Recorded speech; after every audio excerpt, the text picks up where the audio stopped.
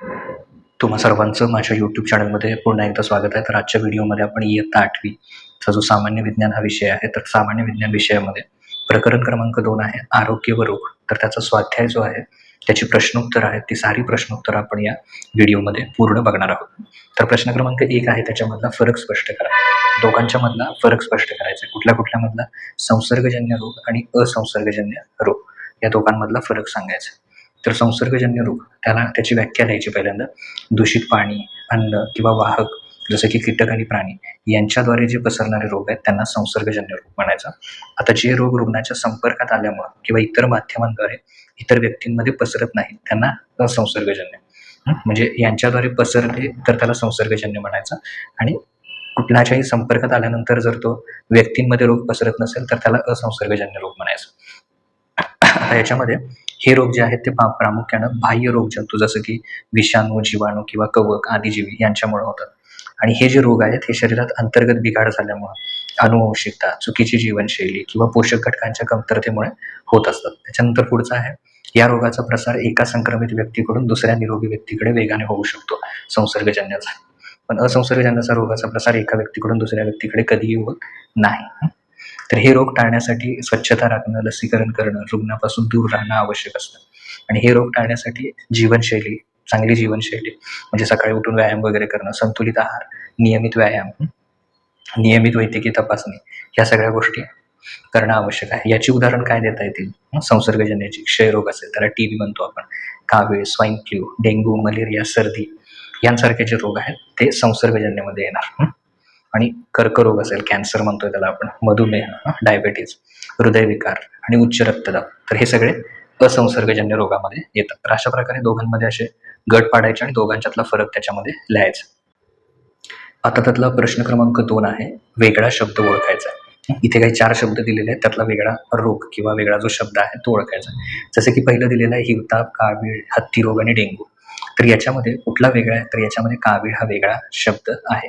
कारण हिवताप, हत्तीरोग किंवा डेंग्यू असेल, हे तिन्ही रोग काय होतात? डासांमार्फत पसरणारे म्हणजे कीटकजन्य रोग आहेत, संसर्गजन्य रोग आहेत. तर कावीळ हा प्रामुख्यानं कशामुळे होतो? हा कीटकजन्यमुळे होतो, कीटकांमुळे, डासांमार्फत होतो. पण कावीळ हा कशामुळे होतो? दूषित पाणी, अन्न आणि विषाणूंमुळे होतो. याचा डासांशी संबंध येत नाही, त्यामुळे त्यातला वेगळा कोण येणार? कावीळ.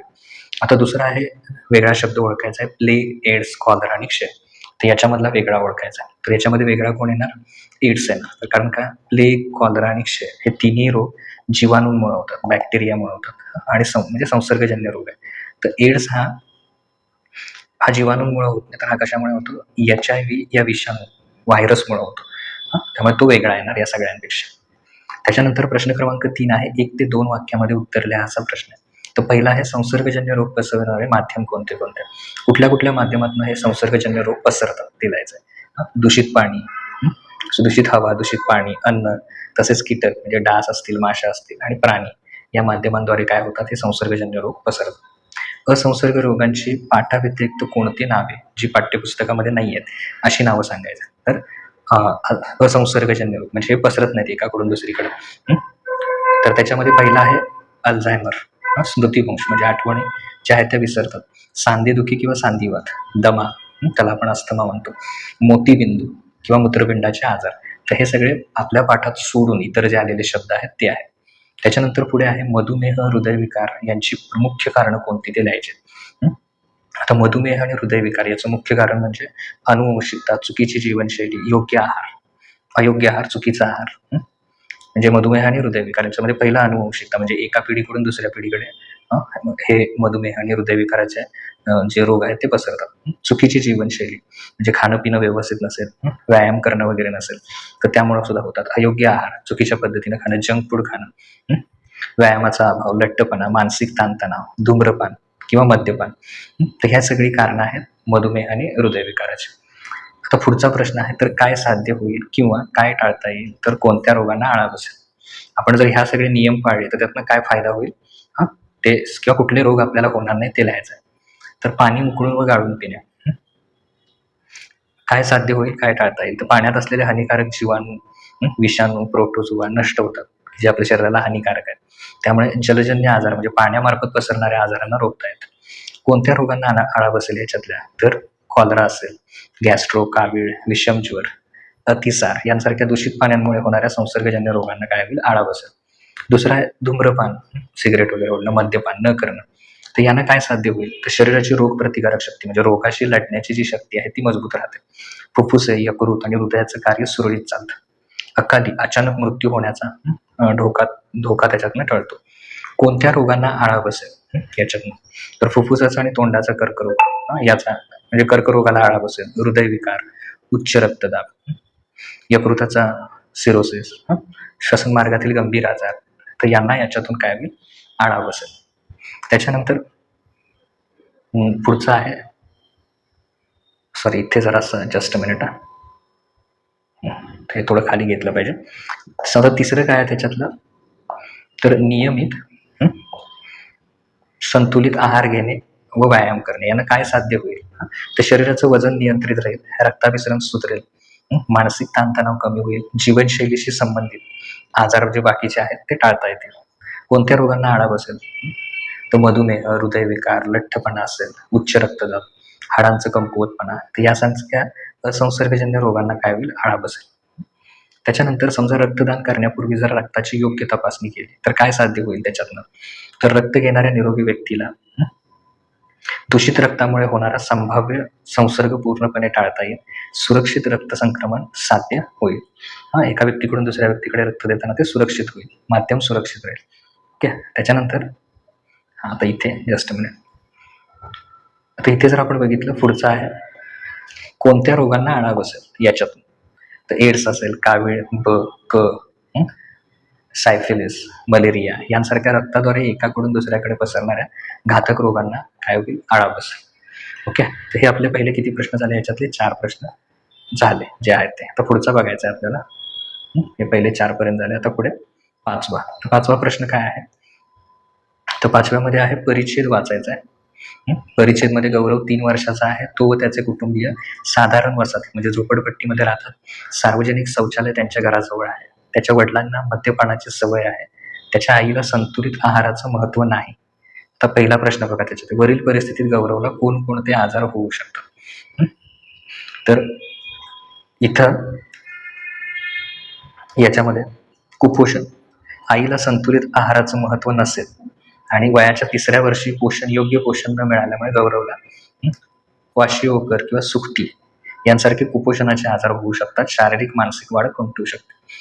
संसर्गजन्य आणि जलजन्य रोग, घराजवळ सार्वजनिक शौचालय असल्यामुळे तिथे अस्वच्छता असणार, घाणेरडेपणा असणार, सगळा माशा डासांचा प्रादुर्भाव, त्यामुळे गॅस्ट्रो, अतिसार, कावीळ, विषमज्वर, मलेरिया, डेंग्यू यांसारखे सुद्धा आजार होऊ शकतात. त्याला किंवा त्याच्या पालकांना तुम्ही काय मदत कराल, तर आईचं समुपदेशन म्हणजे आईला समजावून सांगितलं पाहिजे. गौरवच्या आईला भेटून बालवयात संतुलित आहाराचं महत्व, जसं की प्रथिने असतील, जीवनसत्वे असतील, कर्बोदके असतील, काय महत्वाचे आहेत ते सोप्या भाषेत पटवून देऊ. स्थानिक अंगणवाडी किंवा सरकारी योजनांद्वारे मिळणाऱ्या पोषण आहाराची माहिती देऊ. स्वच्छतेबाबत जनजागृती, सार्वजनिक शौचालयाभोवती किंवा घराभोवती स्वच्छता राखणं, उदाहरणार्थ जंतुनाशक वापरणं, पाणी उघडं न ठेवणं, हे महत्व समजावून सांगू. नेहमी पाणी उकळून आणि गाळून पिण्याचा सल्ला देऊ. तर वडील मद्यपान करतात, त्यामुळे वडिलांचे व्यसनमुक्ती केंद्रामार्फत किंवा केंद्रामध्ये समुपदेशन, गौरवच्या वडिलांना मद्यपानाचे दुष्परिणाम सांगून त्यांना व्यसनमुक्ती केंद्राची मदत मिळवून देण्याचा प्रयत्न त्यातून करू. गौरवच्या वडिलांना कोणता आजार होण्याची शक्यता आहे, जास्त मद्यपान करण्यामुळे गौरवचे वडील त्यांना खालील आजार होण्याची शक्यता असते. यकृताचा सिरोसिस, अतिमद्यपानामुळे यकृत गंभीररित्या खराब होते. हृदयविकार आणि उच्च रक्तदाब होऊ शकतो. पचन संस्थेचे आजार, जठर आणि आतड्यामधून सूज येणे तसेच अल्सर होणे, चेतनासंस्थेचे आजार होऊ शकतात. मानसिक संतुलन बिघडतं, स्मरणशक्ती कमी होते आणि हातपाय थरथरणे असे त्याच्यातून आजार होऊ शकतात. त्यानंतर खालील रोगांवरील प्रतिबंधक उपाय जे आहेत ते लिहायचे. तर पहिला आहे डेंग्यू. तर डेंग्यू हा कोणामुळे होतो, इडिस इजिप्ती डासाच्या चावण्यामुळे होणारा विषाणूजन्य रोग आहे. तर त्यावर प्रतिबंधक म्हणजे तो होऊ नये म्हणून काय उपाय करता येईल, तर पाणी साठवणे टाळणे, घराभोवती किंवा गच्चीवर टाक्या, जुन्या टायरी, कूलर, कुंड्याचे ट्रे यामध्ये पाणी साचून न देणे, डास अंडी घालू नयेत म्हणून जे साठवलेलं पाणी आहे ते झाकून ठेवावं. कीटकनाशकांची फवारणी, डासांची पैदास रोखण्यासाठी साचलेल्या पाण्यात गप्पी मासे सोडावेत किंवा योग्य कीटकनाशकांची फवारणी करावी. डासांपासून संरक्षण, खिडक्यांना जाळ्या बसवणे, झोपताना डासदाणीचा वापर करणे, अंगावर पूर्ण कपडे घालणे. तर हे उपाय याच्यावर करता येऊ शकतात. दुसरं आहे याच्यातलं कर्करोग. कर्करोगाच्या बाबतीत कर्करोग हा पेशींच्या अनियंत्रित वाढीमुळे होणारा असंसर्गजन्य रोग आहे. तर पहिलं काम काय, व्यसनांपासून दूर राहणं. तंबाखू, गुटखा, सिगारेट, मद्यपान यांसारख्या घातक गोष्टींचं सेवन पूर्णपणे टाळावं. संतुलित आहार, आहारामध्ये फळे, हिरव्या पालेभाज्या, फायबरयुक्त पदार्थांचे जास्तीत जास्त समावेश करावा. प्रक्रिया केलेले किंवा जंक फूड जास्त खाणं टाळावं. नियमित व्यायाम, शरीराचे वजन नियंत्रित राखण्यासाठी रोज व्यायाम किंवा योगासने करणे. रासायनिक पदार्थांचा अतिसंपर्क टाळणे. त्याच्यानंतर एड्सच्या बाबतीत सुरक्षित रक्तसंबंध, कोणत्याही रुग्णाला रक्त देण्यापूर्वी किंवा घेण्यापूर्वी HIV साठी योग्य तपासणी झालेली असणे अनिवार्य आहे. डिस्पोजल सुयांचा वापर, रुग्णालयामध्ये किंवा लॅबमध्ये एकदा वापरलेल्या सुया पुन्हा वापरू नये. नेहमीची नवीन निर्जंतुक केलेल्या सुयांचा वापर करावा.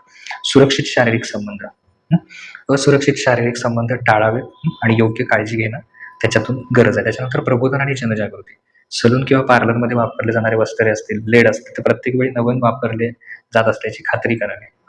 असे उपाय त्याच्यातनं करता येतील. त्याच्या पुढचा आहे प्रश्न क्रमांक 7 आहे महत्व स्पष्ट करा. तर पहिला आहे संतुलित आहार, त्याचं महत्व स्पष्ट करायचं. आता ज्या आहारामध्ये शरीराच्या वाढीसाठी, निकोप वाढीसाठी म्हणजे व्यवस्थित वाढ होण्यासाठी शरीराची आणि कार्यासाठी सर्व पोषक द्रव्ये जसं की कर्बोदके, प्रथिने, स्निग्ध पदार्थ, जीवनसत्वे, खनिजे योग्य प्रमाणात असतात, त्यालाच म्हणायचं संतुलित आहार. संतुलित आहाराचे महत्व, रोगप्रतिकारक शक्ती वाढते. संतुलित आहारामुळे शरीराला आवश्यक ती जीवनसत्वे आणि खनिजे मिळतात, त्यामुळे शरीराच्या रोगांची लढण्याची ताकद म्हणजे इम्युनिटी म्हणतो त्याला आपण, ती वाढते. योग्य शारीरिक व मानसिक वाढ, बालवयात आणि किशोर वयात शरीराची वाढ योग्य होण्यासाठी प्रथिनांची म्हणजे प्रोटीनची गरज असते, ती या आहारातून पूर्ण होते. ऊर्जेचा पुरवठा, दैनंदिन काम करण्यासाठी शरीराला लागणारी ऊर्जा ही कर्बोदके आणि स्निग्ध पदार्थांपासून मिळते. त्याच्यानंतर कुपोषण आणि आजारपणापासून बचाव, संतुलित आहारामध्ये कुपोषण होत नाही. तसंच मधुमेह, हृदयविकार, लठ्ठपणा यांसारखे असंसर्गजन्य जीवनशैलीचे जे आजार आहेत तर ते याच्यातनं टाळता येतात. दुसरं आहे व्यायाम आणि योगासने, यांचं जे महत्व आहे ते स्पष्ट करायचं. शरीराला शारीरिक आणि मानसिक आरोग्य सदृढ ठेवण्यासाठी नियमित व्यायाम किंवा योगासनं करणं हे अत्यंत गरजेचं आहे. तर व्यायाम आणि योगासनाचं महत्व काय, तर रक्ताभिसरण सुधारतं. नियमित व्यायामामुळे हृदयाचं कार्य सुधारतं, फुफ्फुसांची कार्यक्षमता वाढते, त्यामुळे संपूर्ण शरीरात जे रक्तभिसरण आहे, रक्ताचा पुरवठा आहे तो उत्तम प्रकारे होतो.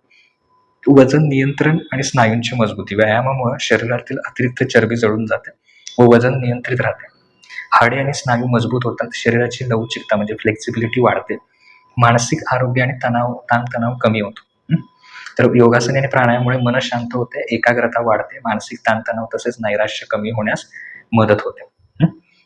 त्याच्यानंतर आळस दूर होऊन उत्साह वाढतो. नियमित शारीरिक व्यायाम हालचालीमुळे शरीरात एंडोर्फिन सारखे संप्रेरके स्रावतात, ज्यामुळे आळस दूर होऊन दिवसभर शरीरामध्ये ऊर्जा आणि उत्साह टिकून राहतो. आता यादी करायची आहे, जसं की विषाणूजन्य रोग आहे. तर विषाणूजन्य रोग कुठले कुठले, एड्स, डेंग्यू, कावीळ, पोलिओ, इन्फ्लुएन्झा, कांजण्या, just a minute, wait, okay. त्याच्यानंतर जीवाणूजन्य रोग म्हणजे बॅक्टेरियामुळे वगैरे होणारे क्षय, कॉलरा, विषमज्वर, प्लेग, धनुर्वात, घटसर्प. त्याच्यानंतर कीटकांमार्फत हिवताप किंवा मलेरिया, डेंग्यू, हत्ती रोग, चिकनगुनिया, झिका ताप, तर हे त्याच्यात. अनुवंशिकतेनुसार येणारे रोग, तर याच्यामध्ये रंग अंधत्व येणार, हिमोग्लोबिया, डाऊन सिंड्रोम आहे, सिकल सेल ॲनिमिया, मधुमेह, हृदयविकार असतील तर ते सुद्धा इथं तुम्ही लिहू शकता. त्याच्यानंतर प्रश्न क्रमांक 9 आहे. प्रश्न क्रमांक 9 मध्ये कर्करोगावरील आधुनिक निदान आणि वैद्यकीय उपचार पद्धतीबद्दल माहिती लिहायची, मुद्देसूद माहिती लिहायची. तर कर्करोग किंवा त्याला आपण कॅन्सर म्हणतो, हा आजच्या काळातील एक गंभीर आजार आहे, परंतु वैद्यकीय विज्ञानातील प्रगतीमुळे आता अत्यंत प्रभावी आणि अत्याधुनिक निदान आणि उपचार पद्धती उपलब्ध झाल्या आहेत. कर्करोगाची आधुनिक निदान पद्धती, कर्करोगाचे वेळेवर निदान झाल्यावर त्यात यशस्वी उपचार करणं सोपं होतं. यासाठी खालील आधुनिक जे तंत्रज्ञान आहे ते वापरलं जातं. पहिला आहे बायोप्सी, तर संशयित गाठींचा किंवा ऊतींचा लहान तुकडा काढून प्रयोगशाळेत त्याची सूक्ष्मदर्शकाखाली तपासणी केली जाते. कर्करोग आहे की नाही हे निश्चित करण्याची ही सगळ्यात पहिली चाचणी आहे.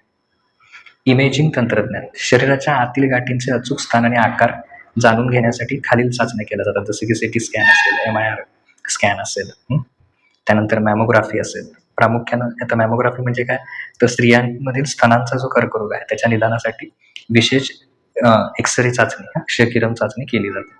आता आधुनिक उपचार पद्धतीमध्ये कर्करोगाच्या प्रकारानुसार तो कोणत्या टप्प्यात आहे यावर उपचार पद्धती ठरवली जाते.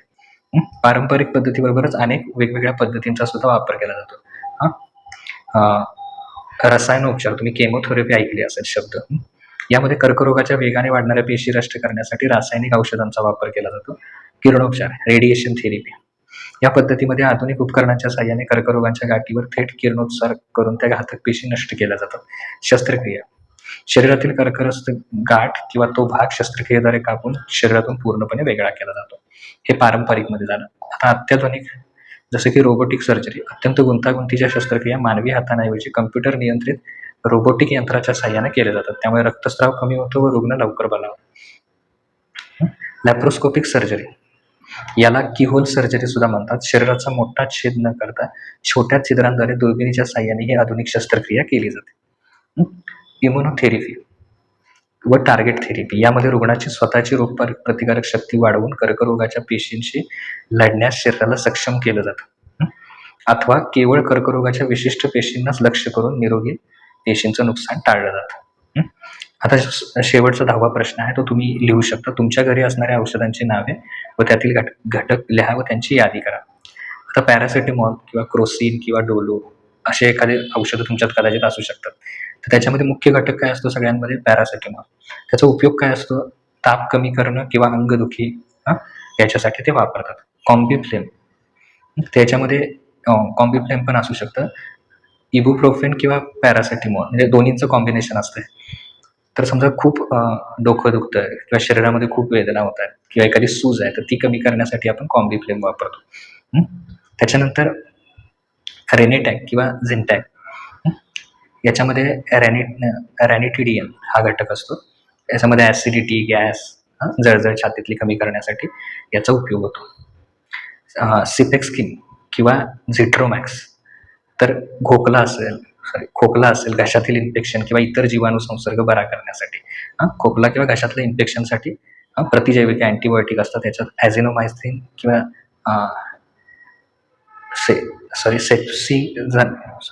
सेप्सिझायमिन हे घटक त्याच्यामध्ये असतात. त्याच्यानंतर 5वा आहे ORS. ORS आपल्याला बऱ्यापैकी माहिती आहे, ओरल रिहायड्रेशन सॉल्ट. तर त्याच्यामध्ये मुख्य घटक असतो sodium chloride, potassium chloride, glucose. तर याचं काय, जुलाब आणि उलट्यांमुळे शरीरातील पाण्याची आणि क्षारांची जी कमतरता झालेली असते ती भरून काढण्यासाठी हे आपल्याला दिलं जातं. ओके, तर अशा प्रकारे इथं आपला जो दुसरं प्रकरण आहे तर त्या दुसऱ्या प्रकरणाचा संपूर्ण स्वाध्याय आपला इथं पूर्ण होतो.